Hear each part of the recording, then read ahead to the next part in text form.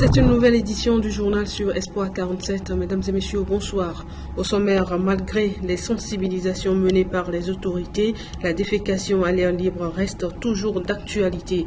Pour pallier au problème, l'autorité s'active pour que chaque village ou chaque ménage dispose de latrines. En matière de santé, la médecine traditionnelle et moderne font leurs preuves. Si certains optent pour la médecine moderne, d'autres par contre préfèrent le premier. Voilà pour le sommaire, mesdames et messieurs, une fois encore, bonjour. Le préfet de Dagny était dans la commune de Dagny un jeudi dernier. C'est dans le cadre de sa tournée préfectorale à la rencontre des leaders de communauté et ceux d'opinion afin de partager avec ces derniers les mesures barrières préventives prises par le gouvernement pour éviter la propagation du coronavirus. Demande de prendre toutes les dispositions nécessaires en rapport avec les maires, en vue de faire respecter scrupuleusement toutes les mesures. Et c'est sur cette instruction de son ministre de tutelle que le préfet de Dagny, Philippe Foli-Kwevi-Koko, après la commune Dagny 2, a réuni les leaders de communauté et ceux d'opinion de la commune Dagny 1 pour partager avec eux les grandes mesures barrières prises par le gouvernement pour éviter la propagation du coronavirus au sein de la population togolaise. Nous avions dû mobiliser les acteurs locaux de Dagny 1, qui couvre donc les 3 cantons. Principalement, il s'est agi de partager les mesures recommandées par le gouvernement avec les acteurs locaux, que sont les chefs de canton et de village, les représentants des corporations des artisans, les leaders locaux et les responsables politiques. Pour ce faire, il avait à ses côtés un spécialiste de la santé capable de bien expliquer aux participants les bien-fondés de cette directive. Nous leur avons partagé les informations que le gouvernement a recommandées pour prévenir ce fléau, notamment les mesures de prévention qui sont principalement les mesures d'hygiène, le lavage des mains. Message favorablement reçu par les cibles qui ont promis le relayer. Je dirais que cette rencontre initiée par le préfet et le maire est la bienvenue au moment où tout le monde lutte pour éviter cette pandémie coronavirus. Nous sommes invités à partager avec notre population, à les sensibiliser davantage sur la pandémie. Et pour ajouter l'acte à la parole, le maire de la commune Dagny 1, avec l'appui de l'association des natifs de Dagny vivant à l'étranger, regroupés dans le groupe d'action pour le renforcement au développement de Dagny et aussi du maire adjoint et l'homme Aviti, ont doté certaines structures de l'eau, de matériel pouvant les aider à mettre en pratique les mesures préventives telles que le port du cache-nez et le lavage des mains. Ce dont, soulignons-le, a été réceptionné par le directeur préfectoral de la santé en présence des participants à cette rencontre. Le maire de la COSA 1 a procédé jeudi dernier à un don de kits de dispositifs de lavage des mains aux structures sanitaires de la commune COSA 1. Ceci dans le but d'observer l'un des gestes barrières contre le Covid-19 qui est le lavage régulier des mains. La pandémie du coronavirus sévit dans le monde entier et le Togo n'est pas épargné. Après les mesures prises par le gouvernement pour lutter contre le Covid-19, la commune de COSA 1 a procédé ce jeudi à un don de kits de dispositifs de lavage des mains aux structures sanitaires de la commune. Nous avons estimé qu'il fallait envoyer un message en direction de la population, qu'elle sache que c'est une réalité cette pandémie et que nous devons la lutter hors de notre commune. Et nous avons donc initié, grâce au projet FIT2, ce projet de mise à disposition des grands services, des services où il y a beaucoup d'affluence, que ces dispositifs de lavage de mains puissent être installés et que l'aspect pédagogique prévale.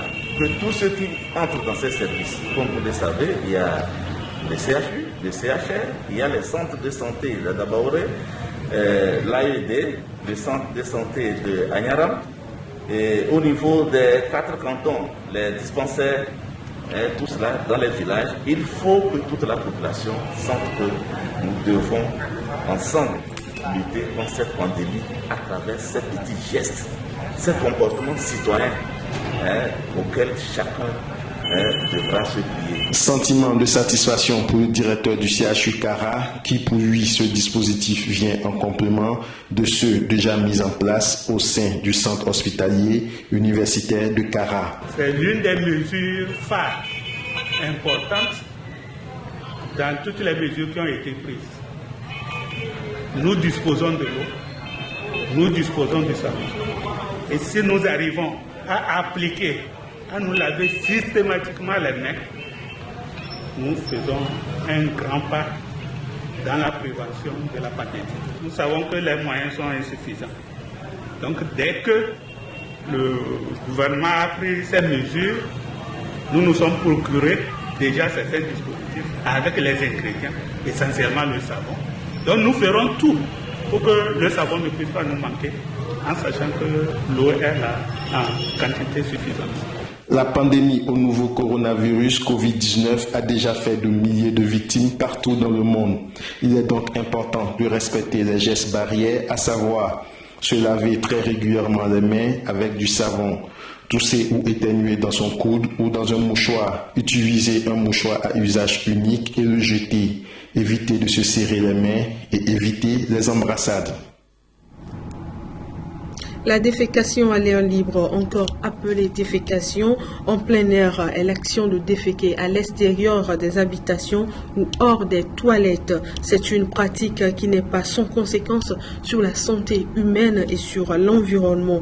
Quel est donc l'impact de la défécation à l'air libre sur l'environnement et quelles sont les actions menées par le gouvernement pour suspendre ce phénomène? La réponse à travers ce témoin de Brigitte Bayakassan. La défécation à l'air libre est un fléau qui ne cesse de prendre de l'ampleur dans nos sociétés, malgré les différentes campagnes de sensibilisation qui sont menées. Selon certaines études, cela est dû au manque et à l'insuffisance des latrines, ou encore cela serait lié à des habitudes culturelles. La défécation à l'air libre, un problème sanitaire, mais aussi environnemental. Et comme impact environnemental, la pollution du sol ainsi que de la nappe phréatique, la contamination des cours d'eau, des fleuves dus aux eaux de ruissellement. Mais que pense le citoyen togolais de ce fléau? La défécation à l'air libre est une manque de morale. Les gens qui ont dans leur maison les déchets et qui l'utilisent convenablement ne sont pas obligés de respirer les déchets des autres. C'est pas bon. Le fait de déféquer par ça pollue l'air et ça peut nous causer beaucoup de maladies. C'est pas bon parce qu'aujourd'hui on a des maladies et on a des microbes, des infections qui se transmettent rapidement. Au Togo, pour pallier ce problème, les autorités, avec l'appui de certains partenaires techniques, ont mis en place l'initiative Togo Sandal. Nous, avec les amis Togo Sandal, c'est voir comment nous devons couvrir les villes, couvrir les villages et amener à toutes les communautés à nous déféquer à l'air libre. Et donc c'est le souci pour nous de pouvoir nous mettre en œuvre, de pouvoir convaincre les partenaires qu'au finish, que nous puissions disposer des ressources conséquentes pour la couverture universelle. La couverture universelle, c'est que chaque village, chaque ménage dispose d'une latrine et l'utilise très bien. Et que les excréta qui sont produits au finish sont bien conservés et sont réutilisés pour les champs et sont utilisés pour des éléments qui vont aider à le développement. Depuis 2013, avec l'appui des partenaires dont l'UNICEF, le gouvernement a mené plusieurs activités sur l'ensemble du territoire national avec des approches innovantes, notamment l'ATPC et l'ATPE. L'ATPC, c'est l'assainissement total piloté par la communauté. C'est une stratégie par laquelle nous convainquons les communautés à pouvoir se rendre compte qu'ils mangent chaque jour leur caca. Parce que quand ils ne disposent pas de produits sanitaires, donc les cacas sont éparpillés et ils sont traînés dans les puits comme dans les rivières et que les enfants et les populations en consomment. ATP, c'est un traitement total piloté par les écoles. C'est une nouvelle stratégie que le Togo vient de mettre en œuvre. Et donc, ça permet à chaque enseignant de suivre un enfant qui donne la situation de la latrine dans sa maison pendant une période. Notons que l'initiative Togo Sandal Togo, son défécation à l'air libre d'ici 2030, est un moyen pour promouvoir des approches innovantes tendant vers le changement de comportement. Celle-ci a pour objectif principal de contribuer à la réduction de la morbidité et de la mortalité due aux maladies hydrofécales et sa mise en œuvre est estimée à plus de 60 milliards de francs CFA. La médecine traditionnelle et la médecine moderne ont chacune fait leurs preuves en matière de guérison des pathologies. Comment s'établit alors le dialogue entre ces deux médecines? La réponse à travers ce élément de Alain, alors nous correspondons régional maritime Est de Espoir 47. Sans la santé, on ne jouit de rien. Et l'on ne peut conserver la santé que par la sagesse, la sobriété et la médecine, qu'elle soit traditionnelle ou moderne, y joue un grand rôle. Nos concitoyens ont leur point de vue partagé sur ces deux thérapies. J'opte de nos jours à la médecine moderne, puisque pour traiter un mal, il faut une ou deux analyses. C'est des analyses qui font déceler le mal. Et le médecin ou le docteur, après analyse, te prescrit des produits appropriés qui conviennent à ces maladies. La médecine moderne, c'est bon, les médicaments, c'est pour les Blancs. Et les Blancs font les analyses avant d'envoyer les médicaments. En vrai dire, en un seul mot, c'est la médecine moderne. Moi, j'utilise souvent. Sinon, avec les herbes, souvent, tu ne sais pas de le dose, tu te rends encore plus malade. Traditionnel conserve une place très importante dans le système de santé africain. Dans les universités en Afrique, des experts sont à pied d'œuvre pour une parfaite coexistence entre les praticiens de la phytothérapie et ceux de la médecine moderne. Nous sommes tous abonnés à la médecine européenne, mais nous avons longtemps délaissé, ou du moins on est mal renseigné sur ce que nos terroirs peuvent fournir en termes de possibilités de traitement. C'est pour cela qu'aujourd'hui, qu'on le veuille ou pas, on doit essayer de voir ce qui se fait chez ceux qui ne font pas la médecine, je dirais conventionnelle. Ce qui appelle à une sincère collaboration entre les médecins conventionnels et les médecins, ou du moins les praticiens qui utilisent les plantes pour soigner. À mon avis, c'est l'avenir de la médecine. Et quiconque aujourd'hui, médecin, ou peut-être dirigeant d'une institution de soins comme de formation en santé comme l'homme que je suis ici, se refuse de la mettre, est en train d'aller à l'encontre de l'avenir. Il y a des années que l'OMS incite les différentes facultés à essayer d'avoir un regard par rapport à ça. Une nécessité s'impose aux phytothérapeutes de se mettre en association afin de donner plus de visibilité à leurs différentes prestations. Parce que faire de la recherche, ça coûte cher. Et si les pays voisins, avec l'appui de l'OAS, nous aident, etc., à se mettre ensemble au niveau d'un réseau de chercheurs dans ce domaine-là, ça peut être très, très intéressant. Pour d'autres chercheurs, des jardins de plantes médicinales doivent être créés, entretenus et mis à la disposition des praticiens de la médecine traditionnelle. Quelqu'un qui se trouve à 200 km ou bien même à 50 km qui a une plante, une espèce dans son jardin et que le jardin, peut-être, je donne un exemple, Thévier, je crois qu'à quelques kilomètres de Tablibo, s'il y avait un jardin de plantes médicinales à Tablibo et qu'il n'y en a pas à Sévier, avec leur collaboration, ils peuvent envoyer des plantes, ils peuvent faire des échanges. La médecine traditionnelle et la médecine moderne ont beaucoup à apprendre l'une de l'autre pour une meilleure santé de nos populations. Nous disons merci à Alain Alawanou. Le temps où certains métiers sont uniquement réservés aux hommes est révolu.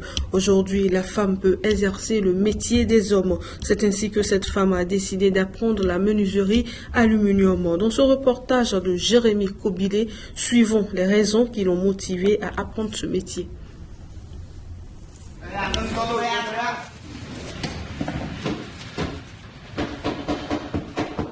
Le métier allure autrefois considéré comme travaux des hommes. Aujourd'hui, nous voyons que les femmes font partie de ce corps. C'est le cas d'Adeline, apprentie de menuiserie allure, Dieu béni de Sokodé, mère d'enfants et femme au foyer. S'en sort très bien dans le métier. Avant, je ne faisais rien. J'ai décidé de venir ici pour apprendre. Il n'y a pas de métier pour les femmes. Donc, ça aussi, c'est pour les femmes aussi. C'est pour cela que j'ai choisi ça.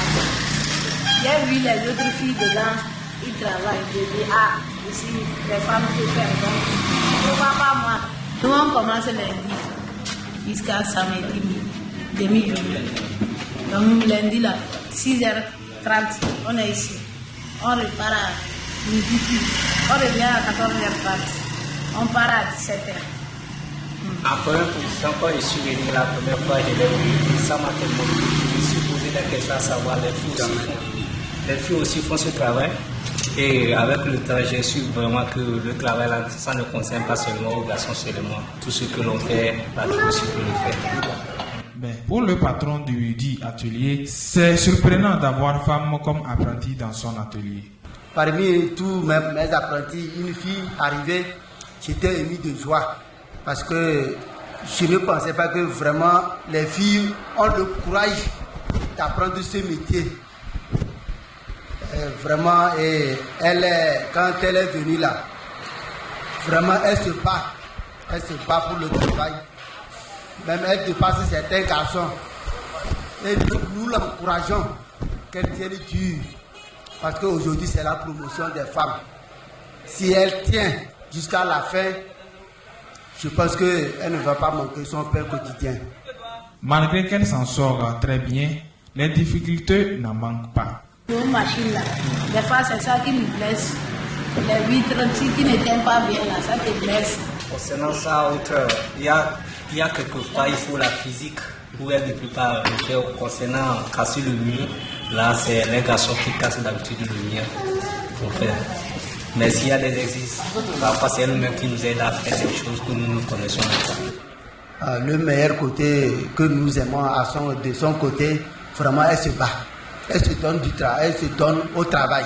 Elle est battante, c'est une femme très battante. Mais côté travail là, elle est très bonne.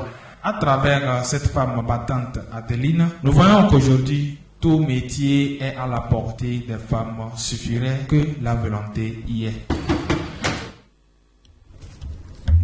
Voilà qui referme cette édition. Merci à tous de l'avoir suivi. Très bonne suite de nos programmes.